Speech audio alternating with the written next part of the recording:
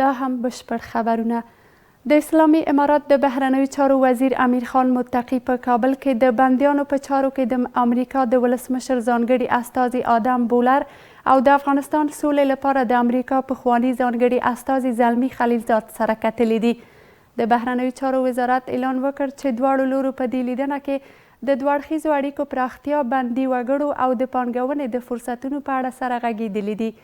امیر خان متقي په دې لیدنه کې ټینګار کړی چې دمګړۍ د کابل او واشنګټن ترمنځ د اړیکو عادي کېدو لپاره ښه فرصت برابر شوی.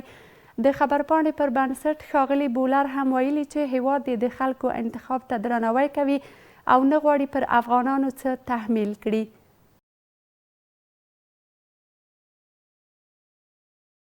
په کابل کې د اسلامي امارت بهرنیو چارو له وزیر امیر خان متقي سره د زندانیانو په چارو کې د امریکا د ولسمشر ځانګړي استازي آدم بولر او د افغانستان سولې لپاره د امریکا پخواني استازي زلمي خلیلزاد په مشرۍ د یو امریکایي پلاوي لیدنه. د بهرنیو چارو وزارت د خبرپاڼې له مخې دواړو لورو په دې لیدنه کې د دوه اړخیزو اړیکو د پراختیا، د بندي وګړو او د پانګونې د فرصتونو په اړه خبرې کړې دي. امیر خان متقي هم په دې لیدنه کې ویلي اوس مهال د کابل او واشنګټن ترمنځ د اړیکو عادي کولو لپاره ښه فرصت برابر شوی دی. د هیواد د بهرنیو چارو وزیر په سر کې د دواړو لورو ترمنځ دوحه کې پخوانیو مذاکراتو ته په اشارې سره وویل چې اوس د ښه فرصت برابر شوی چې اړیکې عادي حالت ته راوګرځول شي او دوه اړخیزو اړیکو کې داسې پیچلې ستونزې نشته چې اواره یې ډېر ستونزمن وي. د دې وزارت د خبرپاڼې له مخې امریکایي پلاوي هم په دې لیدنه کې ویلي هیواد د ملتونو د انتخاب ازادۍ ته درناوی لري او نه غواړي پر افغانانو څه تحمیل کړي.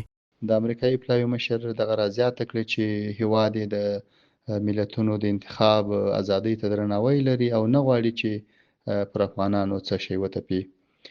همداراز په نننیو خبرو کې د دوه اړخیزو اړیکو د پراختیا پر هغو فرصتونو هم خبرې وسوې چې د دواړو هیوادونو په ګټه وي. د سیاسي چارو یو شمېر شنونکي بیا په دې اند دي چې د دواړو لورو ترمنځ د ورته خبرو اترو دوام د شته ستونزو په هواري کې اغېزناکه دی.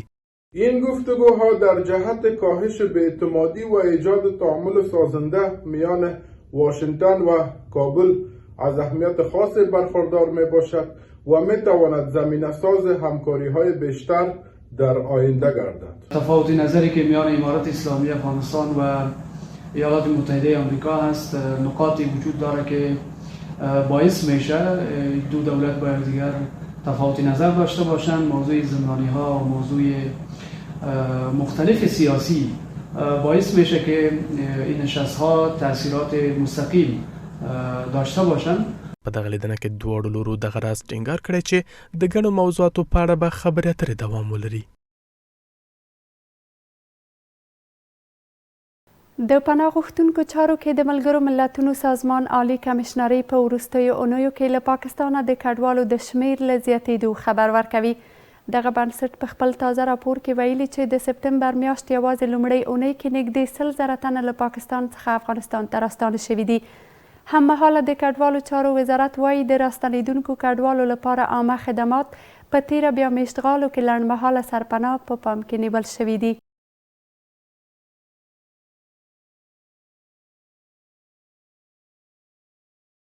د پناه غوښتونکو په چارو کې د ملګرو ملتونو سازمان عالی کمشنري په خپل تازه راپور کې افغانستان ته له پاکستانه د راستنېدونکو کډوالو د شمیر له زیاتېدو خبر ورکړی دی.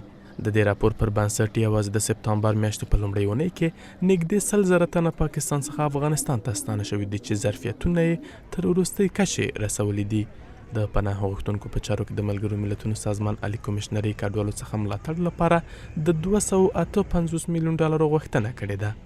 سازمان‌های بین‌المللی با توجه به وضعیت امروز افغانستان و اون زلزله اخیری که در ولایت‌های افغانستان صورت گرفته باید بتواند اون کمک‌ها رو بیشتر با همکاری امارات اسلامی افغانستان با کمک‌های شفاف سازی بکند در داخل افغانستان و اون کمک‌ها رو به نیازهای واقعی اون مردم بسپارند تا نگرانی این مهاجران و مردم ایجاد شده کمتر بشه. با توجه به افزایش بازگشت مهاجرین افغان از کشورهای همسایه، افزایش کمک‌های بشردوستانه اهمیت حیاتی داره.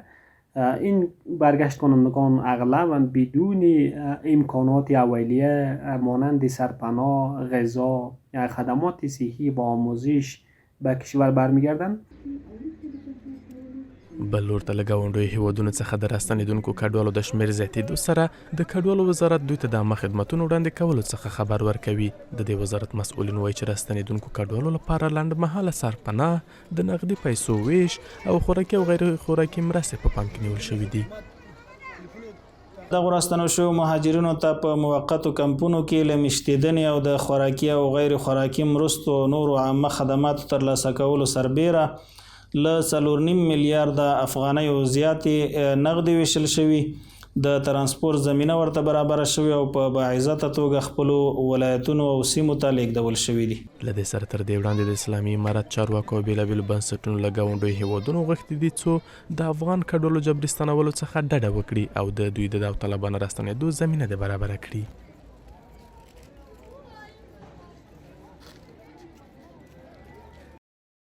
د هرات خواف اوسپنې پټلۍ د 4مې قطعې د 2یم فاز عملي چارې پیل شوې. سیمه ییز مسؤلین وایي دغه پروژه به د څه باندې 450 میلیون ډالرو په ارزښت د 24 میاشتو په موده کې بشپړه شي. بل لور ته د هرات د سوداګرۍ او پانګونې خونې مسؤلین په هیواد کې د اوسپنې کرښو پراختیا د توکو د لیږد او د لګښتونو د کمېدو برخو کې ګټور بولي.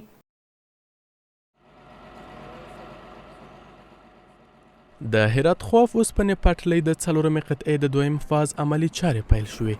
د سیمه ییزو مسؤلینو په وینا دغه پروژه به د 40 کیلومترو په اوږدوالي سره د 450 میلیون او 600 زره ډالرو په لګښت سره د دهسرخ سیمه کې د لومړي فاز پای څخه پیل او د هرات تر صنعتي ښارګوټي به د 24 میاشتو په لړ کې بشپړه شي. این پروژه که هست 47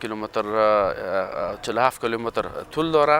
نقطه شروعش قسمت دهسرخ ختم فاز اول است، امتداد پیدا میکنه الا قسمت های آخری یا موازی با شهرک صنعتی هرات. د ټولګټو چارو وزارت مسؤلین هم په هیواد کې د اوسپنې لیکو ارزښت ته په اشارې سره وایي تر راتلونکو 2 میاشتو به د رباط پریان سیمه کې د هرات خواف اوسپنې پټلۍ د 4مې قطعې د لومړي فاز کار بشپړ شي او ډېر ژر به د هرات تورغونډۍ او هرات سپین بولدک اوسپنې لیکې چارې به هم پیل شي. لکه نن سمول تاسو د ساختمان افتتاح کوو 40 کیلومتره ساختمان سړک د پټلۍ جوړوو او دا افتتاح کوو. ان شاء الله زر تر زر به د الله رضا و د تورغونډۍ څخه تر هرات او تر کندهار په دابل مسیر باندې مکاشوش کړه الله تعالی. د هرات سیمه ییز مسؤلین وایي چې دمګړۍ د هرات خواف اوسپنې لیکې له لارې په ورځ کې 15,000 ټنه صادرات او واردات ترسره کیږي او هڅه کوي ایران سره په همغږۍ دغه شمېر 100,000 ټنو ته زیات کړي. فعلا بهره برداری در منطقه روزنک به سطح 60,000 تن رسیده که واقعیت یک عدد بسیار بزرگ است. ما امیدواریم که با همکاری دو جانبه افغانستان و ایران این سطح به سطح 100,000 تن برسانیم و در بخش وارد صادرات هم دستاوردهایی داشته باشیم و همراه برادران و شرکت‌های در مورد تسهیل روند صادرات از افغانستان با وسیله خط آهن صحبت‌های شده. اخوا د هرات د سوداګرۍ او پانګونې خونه په هیواد کې د اوسپنې لیکو پراختیا د سوداګریزو توکو د لیږد لګښتونو په کمېدو کې ګټوره بولي. بسیار ارزان تمام میشه. یعنی اگر خواسته باشیم ما 1 تن بار از بندر عباس تا هرات بیایه 150 دلار تا 130 دلار کرایه میخوره. این به 32 دلار یا تا 35 دلار یا تا 40 دلار تمام میشه. بسیار به صرفه به مردم ما، به صنعتکار ما. وقتی که جنس به صنعتکار ارزان تمام بشه بی معنا که سر مردم هم ارزان تمام میشه. د هرات خواف اوسپنې لیکه په ټوله کې شاوخوا 215 کیلومتره اوږدوالی لري چې افغانستان د ایران له لارې اروپا سره نښلوي.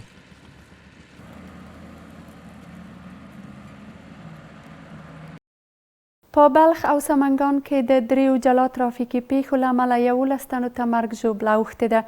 د سمنګان امنیې قمندانۍ وایي په دغه ولایت کې 3 ترافیکي پیښو کې 4 تنو ژوند بایللی او 2 نور ټپیان شوي دي. د یادې قمندانۍ د خبرپاڼې پر بنسټ دغه پیښې تېره ورځ د دې ولایت د ریسوف پایین او چادر تیپې ولسوالیو کې د موټرو د ډیر سرعت او له سړکه د وتلو له امله رامنځته شوي دي. همدارنګه د بلخ ولایت اړوندو کې له یو ټانکر سره د سراچه ډوله موټر د ټکر له امله 1 تن ژوند بایللی او 4 نور ټپیان دي. د بلخ امنیې قمندانۍ روغتون ته د ټپیانو پر وخت لیږدولو څخه خبر ورکړی او د موټر چلونکو بې احتیاطي د دې پیښې لامل یاد کړی دی.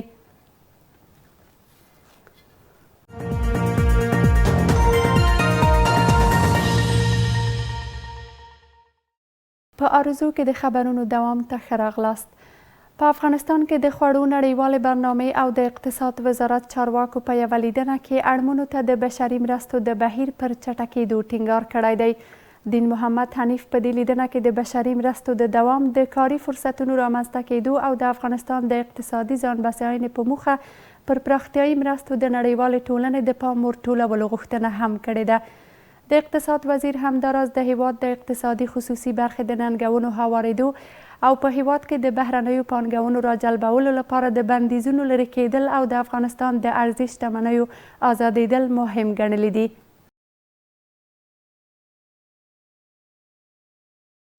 د خوړو نړیوالې برنامې له مسؤلینو سره د اقتصاد وزیر لیدنه او په افغانستان کې اړمنو ته د بشري مرستو بهیر پر ګړندي کېدو ټینګار. د اقتصاد وزارت اعلان وکړ چې دین محمد حنیف په دغه کتنه کې د بشري مرستو د دوام او کاري زمینو د رامنځته کېدو او د افغانستان د اقتصادي ځان بسیاینې په مخه د نړیوالې ټولنې پر پراختیایي مرستو د پام ورټولولو غوښتنه کړې ده. هر دو طرف روی تسریع کمک‌های بشری به نیازمندان، بهبود شفافیت، هماهنگی و همکاری‌های مستمر نهادهای امدادرسان در ارائه کمک‌های بشری و انکشافی صحبت نمودند. وزیر اقتصاد ضمن قدردانی از کمک‌های بشری برنامه جهانی غذا یا WFP خواستار تداوم پروسه کمک‌های بشری و تمرکز روی کمک‌های انکشافی جامعه جهانی به منظور ایجاد فرصت‌های شغلی و خودکفایی اقتصادی برای افراد متاثر از تغییرات اقلیمی و حوادث طبیعی گردیدند. د اقتصاد وزیر دغه راز په دې لیدنه کې د نړیوالې ټولنې د بندیزونو لرې کولو او د هیواد اقتصادي ننګونو، خصوصي برخې ستونزو هواري او د بهرني پانګونو راجلبولو لپاره د افغانستان د ارزي شتمنیو آزادېدل مهم بللي دي. وزیر اقتصاد رفع تحریم ها و آزادسازی سرمایه ارزی افغانستان را در حل مشکلات سکتور خصوصی، جذب سرمایه گذاری های بیرونی و توسعه اقتصادی کشور مهم و ارزنده تلقی نمودند. د اقتصادي چارو د یو شمېر شنونکو په ان په افغانستان کې د پراختي پروژو پر پلي کېدو د نړیوالې ټولنې د مرستو تمرکز د اقتصادي وضعیت پر ښه کېدو او هیوادوالو ته به د لا ډېرو کاري زمینو برابرولو کې مثبت اغیز ولري. در صورتی که جامعه جهانی اخوان حل مشکلات اقتصادی افغانستان به شکل بنیادی باشه، نیاز است تا پولهایی که کمک میشه روی پروژه های بزرگ ملی و منطقوی در افغانستان در جریان بود و مصرف برسه، تا از یک جهت بتونه زمین کار و اشتغال را فراهم بسازه و از جهت دیگر بتونه در کاهش فقر و رشد اقتصادی موثر واقع شه. هر قدر ما روی پروژه های زیربنای اقتصادی تمرکز بکنیم و اشتغال ایجاد کنیم و ایجاد کار بکنیم، با ما اندازه مردم میره سمت رفاه، سمت اشتغال، سمت کار و یک روزی حلال از طریق پیدا میکنن. د اقتصاد وزارت د اعلامیې پر بنسټ د خوړو نړیواله برنامې مراسله په افغانستان کې دغه بنسټ رئیس د اقتصاد له وزیر سره په لیدنه کې افغانستان د نړیوالې ټولنې لخوا د پراختیا او بشري مرستو ترلاسه کولو لپاره له هڅو ډاډ ورکړی دی. په کندهار کې د وروستیو کې د موبل او فرنیچر د تولید صنعت وده کړې ده. د مسؤلینو په خبره په دغه ولایت کې د موبل او فرنیچر د تولید 12 سترې کارخونې فعالیت لري او د دې ولایت د اوسیدونکو 80% د اړتیا وړ موبل تولید او وړاندې کوي. د دوی په خبره د صنعتګرو د ظرفیت لوړېدو او په دغو کارخونو کې د بیلابیلو فرنیچرونو جوړېدو له بهره د وارداتو مخه نیولې ده. په کندهار ولایت کې د موبل او فرنیچر جوړونې د صنعت له ودې څخه هیله مند دي. په کندهار ولایت کې دغه برخې صنعتکاران وایي چې موبل برخه کې ځان بسنې ته رسیدلي دي او د باکیفیته موبل فرنیچر په جوړولو سره د هغه د وارداتو مخه هم نیولې ده.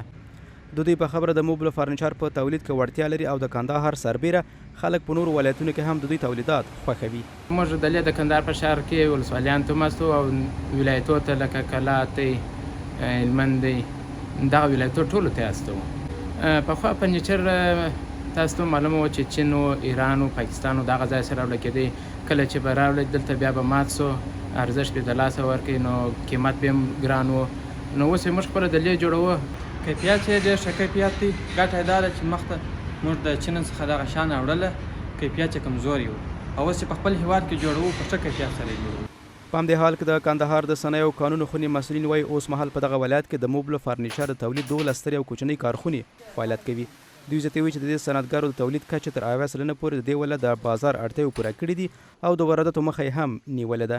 د یادې خونې مسؤلین دغه راز د کورني تولیداتو څخه د ملاتړ په موخه د نندارتونونو پر پرانیستلو هم ټینګار کوي. زموږ د هغه سکتورو څخه چې خودکفایي حالت ته رسېدلي دي، یو هم د فرنیچر د جوړولو کارخانې دي چې الحمدلله پر ځان باندې متکي سوي دي. نور اړتیا نشته چې موږ د چین او د نورو هیوادو څخه فرنیچر وارد کو. موږ په دې برخه کې بې شمېرې کارخانې لرو چې تقریبا د 1200 په شاوخوا کې زموږ سره ثبت او راجستر دي. له دې سره تر دې وړاندې په دغه ولایت کې د اړتیا وړ موبل فرنیچر له بهره واردېدل، خو د صنعتکارانو په خبره اوس مهال د غوره کورني تولیداتو ډیر د خلکو پام ځان ته اړولی دی. خبري ټولګه مو همدومره، له ملتیا مو مننه کوم. تر بیا ښه وخت ولرئ.